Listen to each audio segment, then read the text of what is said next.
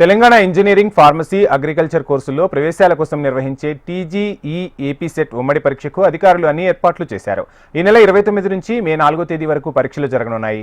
విద్యార్థుల సౌలభ్యం కోసం తొలిసారి హాల్ టికెట్లపై క్యూఆర్ కోడ్ను ముద్రించారు. 2 సెషన్లలో జరిగే పరీక్షలకు నిమిషం ఆలస్యమైన అనుమతి నిబంధన కొనసాగుతోంది. ప్రతి ఏడాది నిర్వహించే తెలంగాణ ఎఫ్సెట్ ఉమ్మడి ప్రవేశ పరీక్షలు ఈ నెల 29 నుంచి ప్రారంభం కానున్నాయి. ఈ పరీక్షల కోసం రాష్ట్ర వ్యాప్తంగా దాదాపు 3,55,774 మంది విద్యార్థులు దరఖాస్తు చేసుకున్నారు. ఇందులో ఇంజనీరింగ్ కోసం 2,19,420 మంది, అగ్రికల్చర్, ఫార్మసీ కోసం 86,101 మంది విద్యార్థులు అప్లై చేసుకున్నారు. అమ్మాయిలు ఇంజనీరింగ్ విభాగంలో 93,711 మంది విద్యార్థులు కాగా, అగ్రికల్చర్ విభాగంలో 65,016 మంది విద్యార్థులు దరఖాస్తు చేసుకున్నారు. అదేవిధంగా అబ్బాయిలు ఇంజనీరింగ్ కోసం 1,25,660 మంది, అగ్రికల్చర్ కోసం 21,074 మంది విద్యార్థులు పరీక్ష రాయనున్నారు. ఈ నెల 29, 30 తేదీల్లో అగ్రికల్చర్, ఫార్మసీ ప్రవేశ పరీక్షలు జరగనున్నాయి. వీరందరి కోసం రాష్ట్ర వ్యాప్తంగా 112 కేంద్రాలను ఏర్పాటు చేశారు అధికారులు. మే 2 నుంచి 4 వరకు ఇంజనీరింగ్ ప్రవేశ పరీక్షలు జరగనున్నాయి. వీరి కోసం 124 సెంటర్లు ఏర్పాటు చేశారు. 2 సెషన్లలో పరీక్షలు జరగనున్నాయి. ఉదయం 9 గంటల నుంచి 12 గంటల వరకు, మధ్యాహ్నం 3 గంటల నుంచి 6 గంటల వరకు పరీక్షలు నిర్వహించనున్నారు. ఇప్పటికే పరీక్షలు రాసే విద్యార్థులు హాల్ టికెట్లను వెబ్సైట్లో అందుబాటులో ఉంచారు.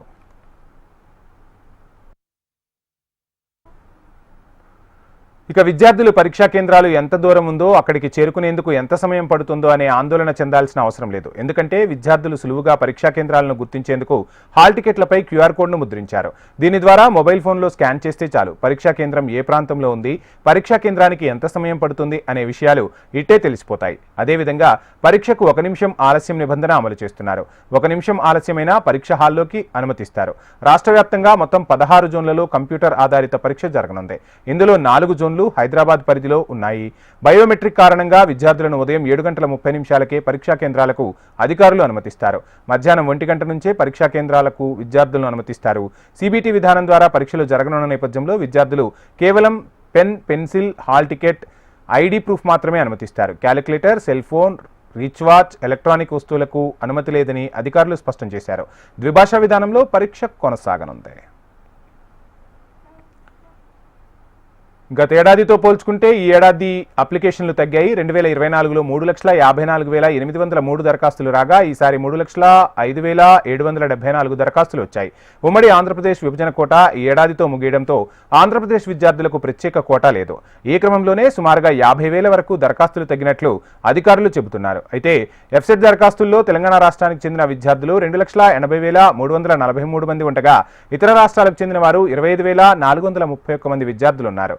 అడ్మిషన్ల ప్రక్రియలో తొలిసారిగా ఎస్సీ వర్గీకరణ అమలు చేయనున్నట్లు అధికారులు తెలిపారు.